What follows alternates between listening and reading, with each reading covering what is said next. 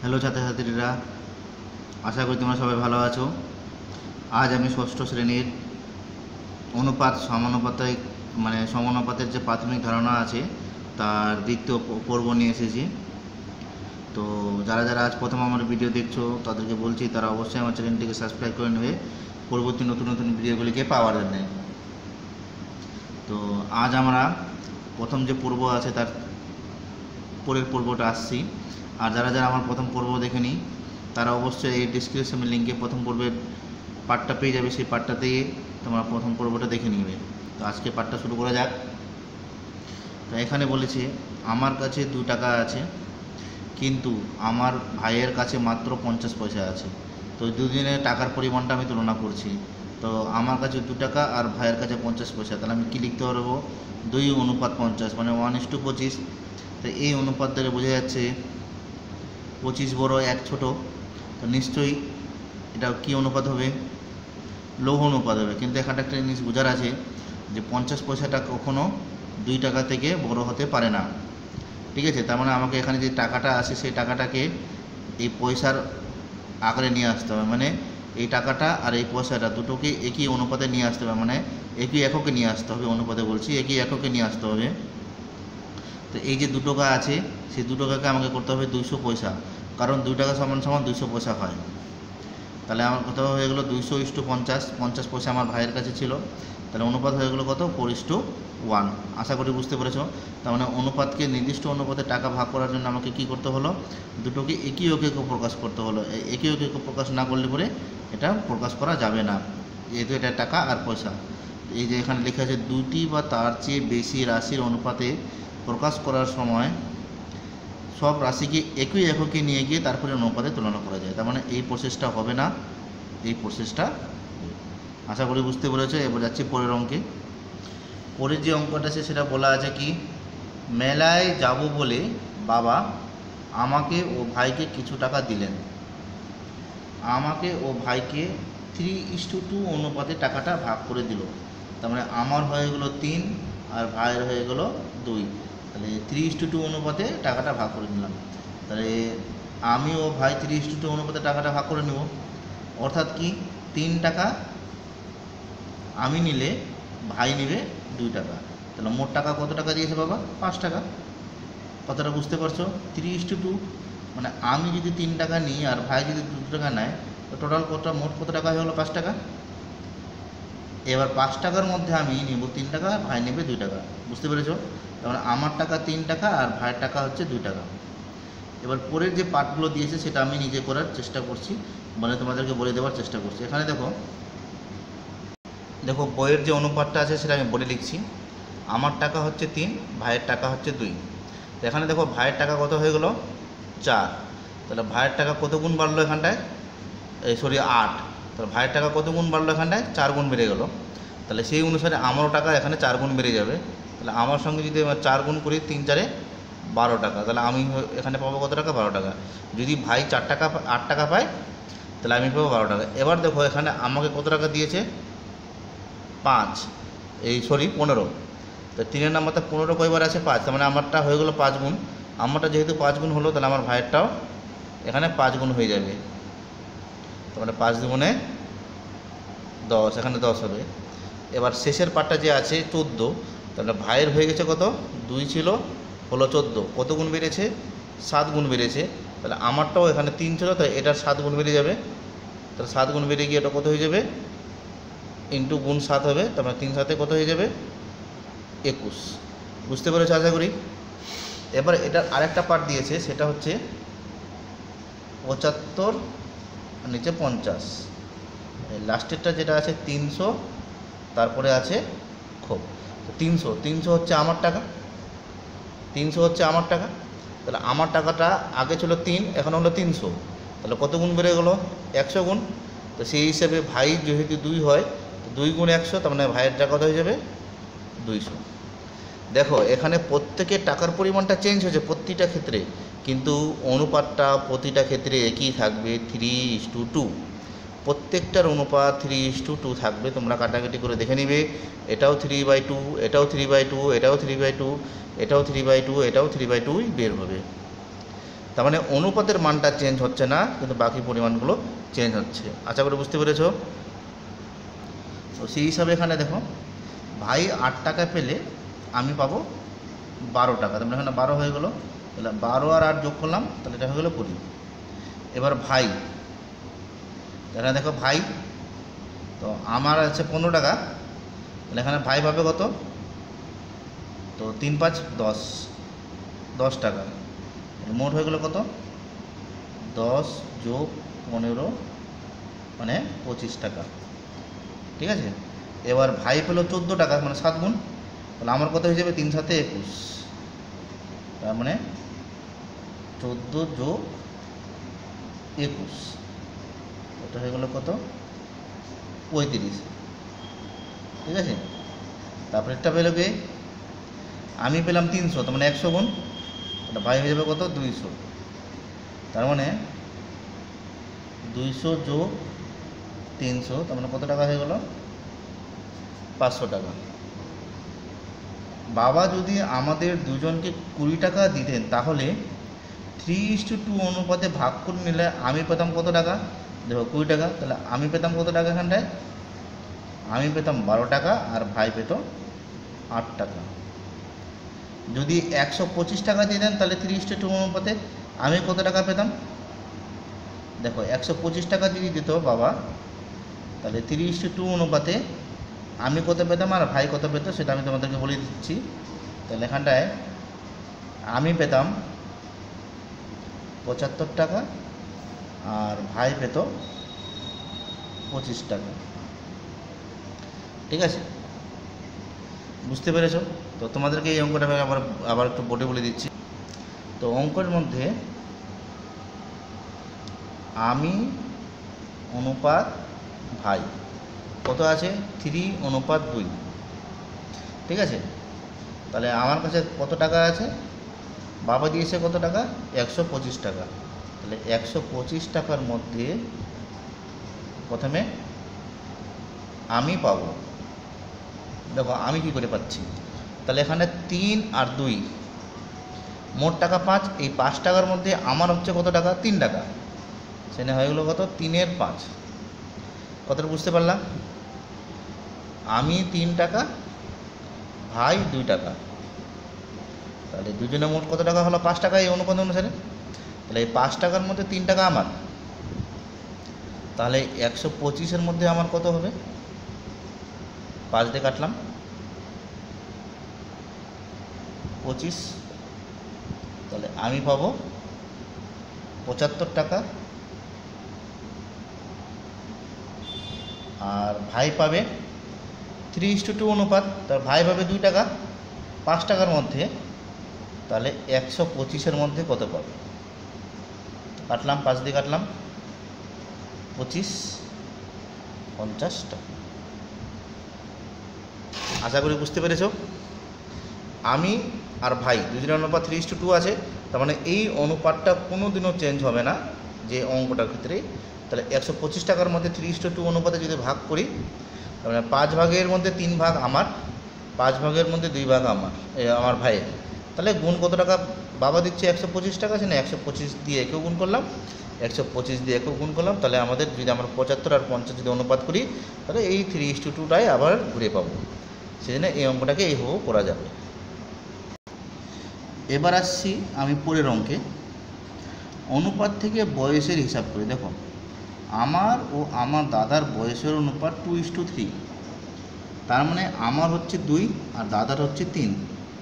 আমার বয়স 12 বছর হলে দাদার বয়স কত, দেখো আমার বয়স 2, দাদার বয়স 3, তাহলে আমার বয়স হয়ে গেলো কত, 12, তো দাদার বয়স কত হবে, তাহলে আমার বয়স কত গুণ বাড়লো, 6 গুণ, তাহলে দাদারও 6 গুণ বাড়াই দিই, তাহলে 3 6 18, তাহলে আমার বয়স হবে 18। কিন্তু আমার বয়সের সাথে আমার মায়ের বয়স 2:7, তার মানে আমার বয়স 2 আর মায়ের বয়স হয়ে গেলো কত, 7, তাহলে আমার বয়স কয় গুণ বাড়লো, 6 গুণ, তাহলে মায়ের বয়স 6 গুণ বাড়বে, 7 6 42, তাহলে দেখছি আমার মায়ের বয়স 42 বছর। এবার দেখো তারপরে আছে কি, আমার আবার দাদার ও বাবার বয়সের অনুপাত 1:3। তো দাদার বয়স দেখছি ড্যাশ বছর। তো দাদার বয়স দেখলাম আমরা কত, এখানটায় 18 বছর, এই যে আমরা এখানে বের করছি 18 বছর। আর আমার বাবার বয়স এবার হিসাব করি। তো দাদার বয়স হচ্ছে 1, বাবার বয়স হচ্ছে 3। তো দাদার বয়স 18, তাহলে দাদার বয়স কত গুণ বাড়লো? 18 গুণ। তাহলে বাবার বয়সও 18 গুণ বাড়বে, তাহলে 18 × 3 = 54। তাহলে বাবার বয়স হয়ে গেলো কত? 54 বছর। বুঝতে পেরেছ? দাদার বয়স যেহেতু 18 গুণ বাড়লো, তাহলে বাবার বয়সও 18 গুণ বাড়ালাম, তাহলে 18 × 3 = 54 হয়ে গেলো, তাহলে বাবার বয়স 54 বছর। এবার আমার বাবা ও দাদুর বয়সের অনুপাত 2:3। তাহলে দাদুর বয়স কত হিসাব করে লিখি? তো দেখো আমি বলছি, এটা বোর্ডে করে দিচ্ছি। বাবা আর দাদু, বাবা অনুপাত দাদু 2:3। তাহলে উপরে হবে বাবা আর নিচে হবে দাদু 2/3। তো আমরা বাবার বয়স জানি 54 বছর, তো দাদুর বয়স কত হবে? দেখো এখানে বাবার বয়স কত গুণ বাড়লো? 27 গুণ। কিন্তু আমরা 27 × 2 = 54, তাহলে দাদুর বয়সও বাড়বে 27 গুণ, তাহলে 27 × 3 = 81। তাহলে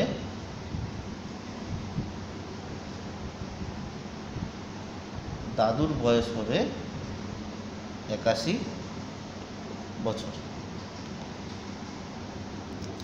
তাহলে এটা অনুপাতে তাহলে আমার দাদুর বয়স কত হলো? 81 বছর। এবার বলছি কি, আমার ও আমার বাবার বয়সের অনুপাত লিখি। তো দেখো আমার বয়স কত? আমার বয়স হচ্ছে 12, আর বাবার বয়স কত? 54। তাহলে আমাদের অনুপাত হয়ে গেল কত?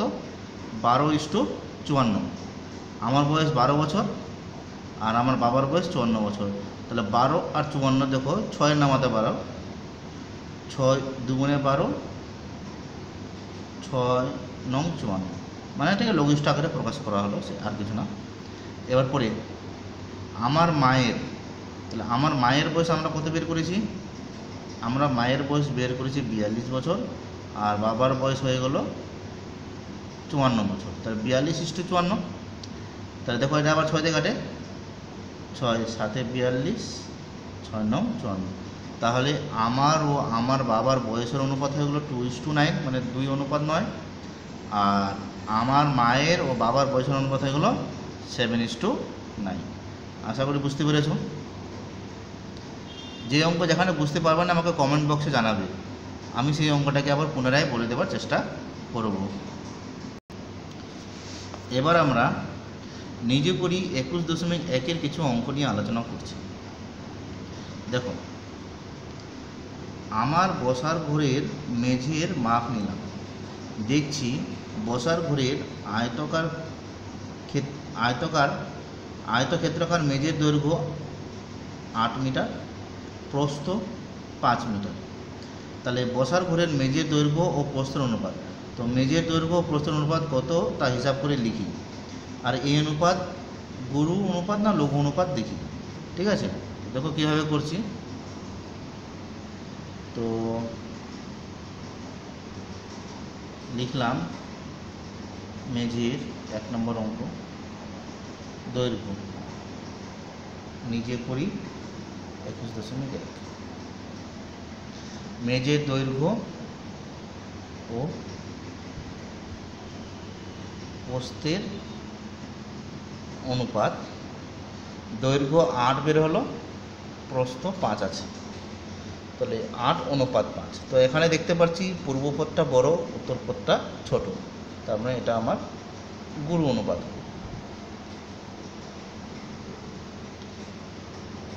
আশা করি বুঝতে পেরেছ। এবারে 2 নম্বর অঙ্ক বলেছে, সবিতা অনেকগুলি জবা ফুলের মালা ও অনেকগুলি গাঁদা ফুলের মালা তৈরি করল। যদি সে 12টি জবা ফুলের মালা আর 15টি গাঁদা ফুলের মালা তৈরি করে, তাহলে জবা ফুলের মালা ও গাঁদা ফুলের মালার সংখ্যার অনুপাত কি? আর এই অনুপাত লঘু অনুপাত না গুরু অনুপাত লিখি। দেখো অঙ্কটা করছি কীভাবে। তো 2 নম্বর অঙ্ক, জবা ফুল অনুপাত গাঁদা ফুল, তাহলে 12:15। তাহলে 12:15, যেহেতু জবা ফুল 12টা, গাঁদা ফুল 15টা, তাহলে 3 4 12, 3 5 15। তো আমি এখানে লঘিষ্ঠ আকারে প্রকাশ করলাম, দেখলাম এখানটায় পূর্ব পদটা ছোট, উত্তর পদটা বড়, তার মানে এটা হয়ে যাবে লঘু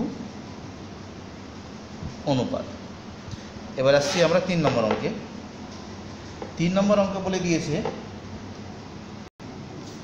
3 নম্বর অঙ্ক বলেছে আমার ও সুতপার বয়সের অনুপাত 5:6। আমার বয়স 10 বছর হলে সুতপার বয়স কত? তো দেখো এখানে আমার বয়স হচ্ছে 5, সুতপার বয়স হচ্ছে 6। 3 নম্বর অঙ্কটা আমি এখানে লিখব আমার ইস্টু সুতপা 5:6। তাহলে আমার বয়স আর নিচে সুতপা 5/6। আমার বয়স 10, তাহলে সুতপার বয়স কত হবে?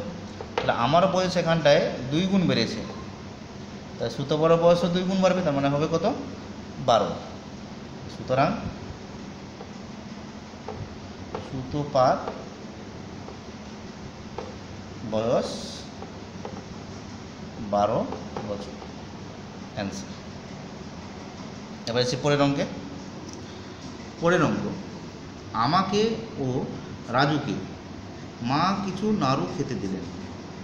তো আমি ও রাজু যদি 1:3 অনুপাতে নাড়ু খেয়ে থাকি, তবে মা আমাদের কতগুলি নাড়ু দিল? যে কোনো 4টি হিসাব করে লিখি। দেখো আমার নাড়ুর সংখ্যা হচ্ছে 1 আর রাজুর নাড়ুর সংখ্যা হচ্ছে 3।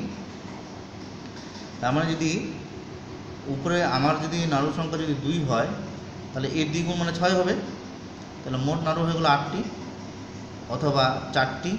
এবার আরও দুটো যদি আমরা করি, আমরা যদি এখানে 3 লিখি, তাহলে আমার নাড়ুর সংখ্যা হয়ে গেলো 3, তাহলে এর হবে 2 গুণ, এর 3 গুণ বাড়বে, মানে এর হবে 9। তাহলে এখানে নাড়ু হয়ে যাবে কয়টা? 12টি।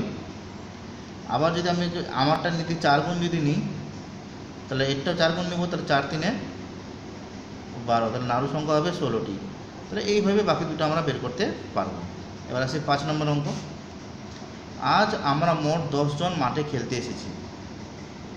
যদি আমাদের মধ্যে মেয়ে ও ছেলের সংখ্যার অনুপাত 2:3, তার মানে মেয়ে হচ্ছে 2 ভাগ, ছেলে হচ্ছে 3 ভাগ, তাহলে মোট কয় ভাগ হয়ে গেলো? 5 ভাগ। তবে কতজন মেয়ে ও কতজন ছেলে খেলতে এসেছে হিসাব করে লিখি। দেখো আমি কীভাবে করছি অঙ্কটাকে। তো 5 নম্বর অঙ্ক, মেয়ে অনুপাত ছেলে 2:3। মেয়ে হচ্ছে 2, ছেলে হচ্ছে 3, মোট হয়ে গেলো 5। তো মোট জন হচ্ছে কতজন? আমরা 10 জন খেলতে এসেছি। 10 জনের মধ্যে মেয়ের সংখ্যা 2 আর নিচে কত হবে? 5। কেন হচ্ছে মেয়ে হচ্ছে 2 আর ছেলে হচ্ছে 3, টোটাল 5। তাহলে 5 ভাগের মধ্যে 2 ভাগ মেয়ে, 3 ভাগ ছেলে, তাই না? মেয়ের সংখ্যা 5 ভাগের মধ্যে 2 ভাগ, তো মোট হচ্ছে 10 জন। তো 5 2 10, তো এখানে হয়ে গেলো কয়জন? 4 জন। তাহলে মেয়ের সংখ্যা হয়ে গেলো 4 জন। ছেলের সংখ্যা 5 ভাগের মধ্যে 3 ভাগ ছেলে,